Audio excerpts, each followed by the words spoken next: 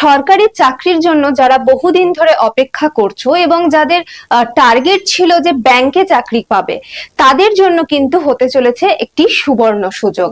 Reserve ব্যাংকে কিন্তু চাকরির সুযোগ আসছে।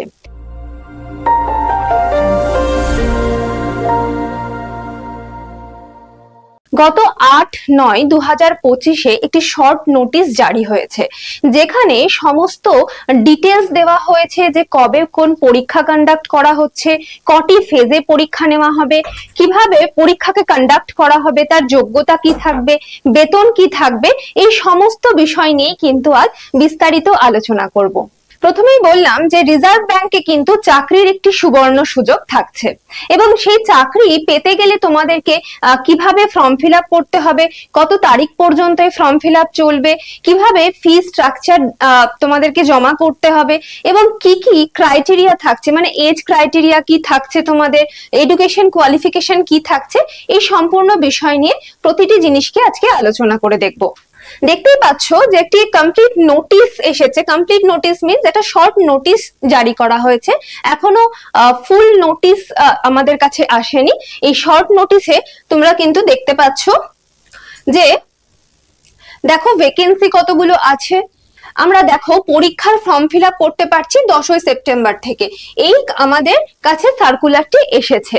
আমরা ফর্ম ফিল আপ কবে থেকে করতে পারবো এই সম্পূর্ণ সার্কুলারটি কিন্তু এই শর্ট নোটিশের মাধ্যমে আমাদেরকে কিন্তু জানানো হয়েছে।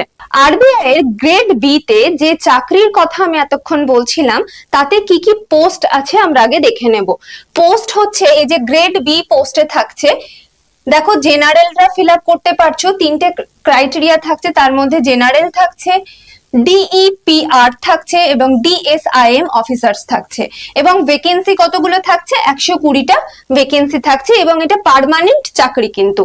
আচ্ছা, রিক্রুটমেন্ট বেসিস কি হচ্ছে, ডিরেক্ট রিক্রুটমেন্ট কিন্তু হবে এবং কি করতে হবে, মোড অফ অ্যাপ্লিকেশনস কি থাকছে, মোড অফ অ্যাপ্লিকেশন থাকছে কিন্তু অনলাইনের মাধ্যমে তোমরা কিন্তু ফিল আপ করতে পারছো ফর্মটা।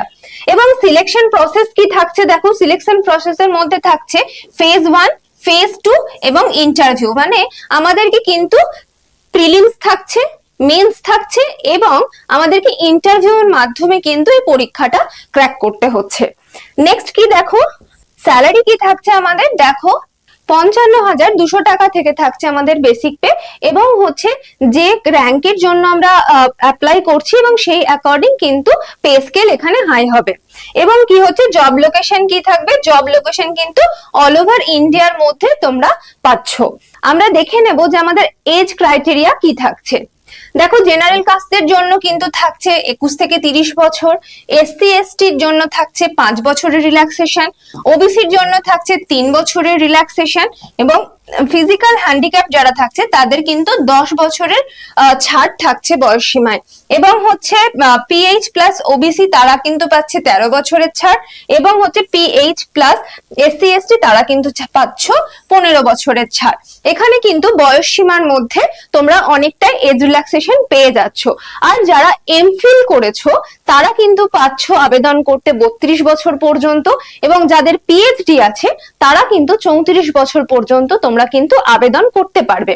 এবং এই পরীক্ষায় মানে আরবিআই এর গ্রেড বি পরীক্ষায় বসার জন্য হচ্ছে জেনারেল ক্যাটাগরি এবং হচ্ছে ইডব্লিউএস ক্যাটাগরি থেকে যারা আছো তারা কিন্তু 6 বার এই পরীক্ষাটাতে বসতে পারবে। বাকি যারা আছো মানে এসসি এসটি ওবিসি, বাকি যারা আছো এসসি এসটি ওবিসি পিডব্লিউবিডি তারা কিন্তু কোনো এজ লিমিটেড নেই, তারা কিন্তু বসতে পারবে অনেকটা সময় অবধি। নেক্সট আমরা দেখে নেব হচ্ছে আমাদের আবেদন ফি কি থাকছে, আবেদন কিভাবে। আমি আগেই বললাম যে অনলাইন মেথডের মাধ্যমে কিন্তু তোমাদেরকে আবেদন করতে হচ্ছে এবং আবেদন ফি কি থাকছে দেখো, জেনারেল এবং ওবিসি ক্যাটাগরির জন্য থাকছে 850 টাকা, আবার এর সাথে কিন্তু তোমাদের 18% জিএসটি কিন্তু দিতে হচ্ছে এবং এসসি এসটি এবং পিডব্লিউডি ক্যাটাগরির জন্য থাকছে 100 টাকা এবং এর সাথেও কিন্তু 18% জিএসটি তোমাদেরকে কিন্তু দিতে হচ্ছে। মানে হচ্ছে যে তোমরা জেনারেল আর ওবিসি যারা আছো তাদের হচ্ছে 850 প্লাস 18% জিএসটি এবং এসসি এসটি এবং পিডব্লিউডি ক্যান্ডিডেট যারা আছো তাদের 100 টাকা প্লাস হচ্ছে 18% জিএসটি কিন্তু দিতে হচ্ছে আবেদন ফিতে। এবং আমরা দেখে নেব যে পরীক্ষার যে আমাদের ডেট গুলো শুরু হচ্ছে কবে, কবে পরীক্ষার দিন থাকছে, অ্যাডমিট পাওয়ার সম্ভাবনা আমাদের কবে থাকছে, এবং ফেজ 1 ফেজ 2 এর পরীক্ষা কবে শুরু হচ্ছে। এখানে দেখতে পাচ্ছ অ্যাপ্লিকেশন স্টার্ট হচ্ছে আমাদের 10 তারিখ থেকে আমরা কিন্তু ফর্মটা ফিল আপ করতে শুরু করব, এবং এটা রিলিজ কবে হয়েছে আগেই বললাম যে 8 তারিখ থেকে, মানে গতকাল থেকে কিন্তু আমাদের নোটিফিকেশন দিয়েছিল যে এরকম আমরা 10 তারিখ থেকে ফর্মটা ফিল আপ করতে পারবো। অনলাইন অ্যাপ্লিকেশনের লাস্ট ডে কবে আছে? লাস্ট ডেট হচ্ছে 30 সেপ্টেম্বর 6টা পর্যন্ত। এই 30শে সেপ্টেম্বর পর্যন্তই কিন্তু তোমরা পেমেন্টও কিন্তু সেদিন করতে পারবে 6টা পর্যন্ত। 6টার পর হয়ে গেলে কিন্তু তোমরা পেমেন্ট করতে পারছো না। তাহলে অনলাইন অ্যাপ্লিকেশনের লাস্ট ডে এবং অনলাইন পেমেন্ট অ্যাপ্লিকেশনেরও লাস্ট ডে হচ্ছে কিন্তু এই 30শে সেপ্টেম্বর। তোমার অ্যাডমিট কার্ড সম্ভাব্য সময় হচ্ছে দেওয়ার অক্টোবরের। এটা এখন অক্টোবরের কোনো ডেট রিলিজ হয়নি যে কোন ডেটে অ্যাডমিটটা দেওয়া হবে, তবে শুধু বলা হয়েছে যে অক্টোবরে হচ্ছে তোমাদেরকে অ্যাডমিটটা দেওয়া হচ্ছে। দেখো ফেজ 1 এর এক্সামিনেশন ডেট কবে থাকছে? আমি আগেই বলেছি যে দুটো ফেজে পরীক্ষা হচ্ছে রিটেন এক্সামে, একটা মেন্স থাকবে, একটা হচ্ছে প্রিলিমস, মানে প্রিলিমস এবং মেন্স দুটো দিতে হবে এবং তারপর একটা ইন্টারভিউ শুধু ক্লিয়ার করতে হচ্ছে। তাহলে এই যে ফেজ 1 এর যে পরীক্ষা থাকছে 18ই অক্টোবর পড়বে জেনারেলদের। এখানে 3টে ক্যাটাগরি থাকবে, সেটাও আমি তোমাদেরকে আলোচনা করে দিচ্ছি কিভাবে কি থাকছে এখানটাতে। তো প্রথমেই দেখো 18ই অক্টোবর যেটা থাকছে সেটা জেনারেল ক্যাটাগরির জন্য থাকছে, এবং 19শে অক্টোবর যে পরীক্ষাটা হবে সেটা হচ্ছে ডিইপিআর এবং ডিএসআইএম এর জন্য থাকছে। এগুলো হচ্ছে এক একটা র্যাঙ্কের আলাদা আলাদা পোস্টের জন্য পরীক্ষা হবে। 3টে পোস্ট বেরিয়েছে, এখানে 120টা শূন্য পদ কিন্তু আছে। নেক্সট দেখো ফেজ 2 এর পরীক্ষা কবে হচ্ছে? 6 ডিসেম্বর হচ্ছে জেনারেল, মানে এই যে 18ই অক্টোবর যারা তোমার প্রিলিমস পাস করে যাচ্ছ জেনারেলদের মধ্যে, তাদের কিন্তু মেন্স এক্সাম হবে হচ্ছে 6 ডিসেম্বর, এবং 19শে অক্টোবর যারা প্রিলিমস পাস করছো এই যে ডিইপিআর এবং ডিএসআইএম এর, তাদের কিন্তু মেন্স এক্সাম থাকছে হচ্ছে 7 ডিসেম্বর। তাহলে এই দুটো ডেট কিন্তু মনে রাখবে। 18ই অক্টোবর যারা জেনারেলের পরীক্ষায় বসছো তাদের মেন্স এক্সাম হচ্ছে 6 ডিসেম্বর। 19শে অক্টোবর যারা পরীক্ষায় বসছো যে দুটো ক্যাটাগরি থেকে, মানে হচ্ছে ডিইপিআর এবং ডিএসআইএম থেকে, তাদের কিন্তু হচ্ছে মেন্স হচ্ছে 7ই ডিসেম্বর কিন্তু হচ্ছে। নেক্সট আমরা দেখে নেব যে একটু আগেই বললাম যে আমাদের ভ্যাকেন্সি কিন্তু 120টা, মানে শূন্য পদ 120টা থাকছে, এবং কোন ক্যাটাগরি থেকে কতগুলো আমাদের ভ্যাকেন্সি থাকছে সেটা একবার দেখে নেব। এই যে আমি আগেই বললাম দেখো অফিসার, আমি প্রথমেই বললাম যে শূন্য পদ আমাদের হচ্ছে 120টা, এবং কোন পদের জন্য কতগুলো সিটস আমাদের থাকছে সেটা একবার দেখে নেব। জেনারেলের জন্য থাকছে, যারা জেনারেলের হয়ে পরীক্ষা দিচ্ছ তাদের হচ্ছে 83টা সিট থাকবে, এবং হচ্ছে ডিইপিআর যারা এই র্যাঙ্কের জন্য পরীক্ষা দিচ্ছ তাদের সিট সংখ্যা হচ্ছে 17টা, এবং ডিএসআইএম যারা সেই ইয়ের থেকে পরীক্ষা দিচ্ছ তাদের সিট সংখ্যা হচ্ছে 20টা। টোটাল হচ্ছে আমাদের 120টা সিট থাকছে।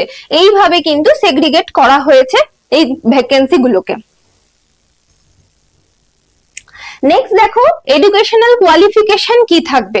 যেহেতু আগেই আমি বললাম 3টে ক্যাটাগরিতে হচ্ছে পরীক্ষা হচ্ছে আমাদের, তো সেই ক্ষেত্রে কিন্তু এডুকেশনাল কোয়ালিফিকেশন কিন্তু 3টের আলাদা আলাদা থাকছে। যারা জেনারেল হয়ে পরীক্ষা দিচ্ছ, মানে জেনারেল পোস্টের জন্য, তাদের কিন্তু হচ্ছে ব্যাচেলর ডিগ্রি থাকতে হবে যে কোনো ইউনিভার্সিটি থেকে। তোমাদের যদি ব্যাচেলর ডিগ্রি থাকে তাহলে তোমরা কিন্তু জেনারেল ক্যাটাগরির হয়ে পরীক্ষায় বসতে পারছো। দেখে নাও একবার যে ব্যাচেলর ডিগ্রি যদি থাকে তোমাদের যে কোনো ইউনিভার্সিটি আর ইনস্টিটিউশন থেকে, তোমরা কিন্তু তাহলে অ্যাপ্লাই করতে পারছো। এবং মিনিমাম দেখো মার্কস রেঞ্জ কত থাকছে, 60% কিন্তু থাকতে হবে জেনারেল ক্যাটাগরিতে। ঠিক আছে, জেনারেল ক্যাটাগরির যারা আছো তাদেরকে কিন্তু হয় সেমিস্টার বা হচ্ছে পরীক্ষায় 60% মার্কস কিন্তু ম্যান্ডেটরি। এবং তাছাড়া হচ্ছে যে এসসি এসটি তোমার পিডব্লিউবিডি ক্যান্ডিডেট যারা থাকছো, সিমিলারলি তাদের থাকছে 50% মার্কস থাকছে। সেটা হচ্ছে যে কোনো ইউনিভার্সিটির আন্ডারেই হতে হবে, হয় যে তোমরা ইয়ারলি পাস করেছো বা সেমিস্টার ওয়াইজ যদি পাস করে থাকো তারাও কিন্তু অ্যাপ্লাই করতে পারবে। নেক্সট দেখো কি আমি বলেছিলাম যে দুটো মানে 3টে পোস্টের জন্য বলেছিলাম। তো প্রথম পোস্ট এটা হচ্ছে আমাদের জেনারেল, এবং সেকেন্ড পোস্ট এবং সেকেন্ড পোস্ট দেখো ডিইপিআর মানে department of economic and policy research, ঠিক আছে। এই ডিপার্টমেন্ট থেকে যারা পরীক্ষা দিচ্ছ বা এই ডিপার্টমেন্টের যারা পরীক্ষা দেবে তাদের মিনিমাম কি লাগছে দেখো, মাস্টার ডিগ্রি লাগছে কিসে, ইকোনমিক্সে, ফিনান্সে, অর এটার ইকুইভ্যালেন্ট যদি কিছু থাকে তোমাদের সাবজেক্ট, সেই সাবজেক্টের ওপরে কিন্তু মাস্টার ডিগ্রি কম্পালসারি। তাহলে কি কি বললাম, ইকোনমিক্স এর উপর হতে পারে বা ফিনান্সের উপর হতে পারে, বা এই দুটো ইকুইভ্যালেন্ট যদি কোনো ডিগ্রি থাকে তাহলে তোমরা কিন্তু বুঝতে পারছো।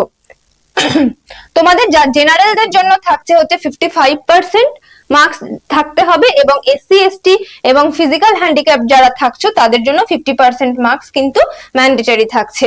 তাহলে এই ডিইপিআর যারা এখান থেকে দিচ্ছ এই ক্যাটাগরির জন্য তাদের কিন্তু মাস্টার ডিগ্রি থাকতেই হচ্ছে, এবং কিসের, ইকোনমিক্স এর উপরে বা ফিনান্সের উপরে থাকতে হবে। এবং যারা জেনারেল তাদের 55%, এবং যারা এসসি এসটি আছো, ফিজিক্যাল হ্যান্ডিক্যাপড আছো তাদের জন্য 50%। আচ্ছা, আরেকটি যেটাই বলেছিলাম, তিনটে ক্যাটাগরির কথা বলেছিলাম, তো নেক্সট যেটা হচ্ছে ডিএসআইএম, department of statistics and information management. এই ক্যাটাগরি থেকে যারা পরীক্ষা দিচ্ছ তাদের কি হচ্ছে, মাস্টার ডিগ্রি কম্পালসারি থাকছে, এবং স্ট্যাটিস্টিক্স এর উপরে হচ্ছে মাস্টার ডিগ্রি করতে পারো, ম্যাথামেটিক্স এর উপর হতে পারে, ইকোনমিক্স এর হতে পারে, বা হচ্ছে ডেটা সায়েন্স এর উপরে কিন্তু তোমরা মাস্টার ডিগ্রি কমপ্লিট করতে পারো।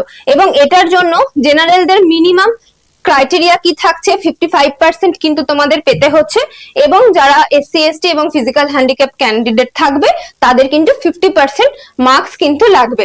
আশা করি এখানে বুঝতে পারছো যে তিনটে ক্যাটাগরির জন্য কিন্তু আমাদের 3 রকম জিনিস কিন্তু লাগছে এডুকেশন কোয়ালিফিকেশন। প্রথমটার জন্য আমাদের শুধুই ব্যাচেলর ডিগ্রিতেই হয়ে যাবে, কিন্তু পরের দুটোতে যদি আমরা ফিল আপ করি তাহলে কিন্তু অবশ্যই আমাদেরকে মাস্টার ডিগ্রি কমপ্লিট করতে হবে, এবং কোন কোন বিষয়গুলোর ওপর সেগুলো কিন্তু এখানে মেনশন করে দেওয়া আছে। নেক্সট হচ্ছে পরীক্ষার পদ্ধতি কি থাকবে। আগেই বললাম যে দুটো আমাদের রিটেন এক্সাম থাকছে, প্রিলিমস থাকছে, মেন্স থাকছে। তো প্রথমে প্রিলিমস এক্সামে দেখে নেব কিভাবে আমাদেরকে কোন কোন সাবজেক্ট কত নাম্বারের জন্য পড়তে হচ্ছে। দেখো এখানে কি কি আছে, জিএ আছে মানে জেনারেল অ্যাওয়ারনেস আছে, অ্যাপটিটিউড আছে, ইংলিশ ল্যাঙ্গুয়েজ এবং রিজনিং আছে।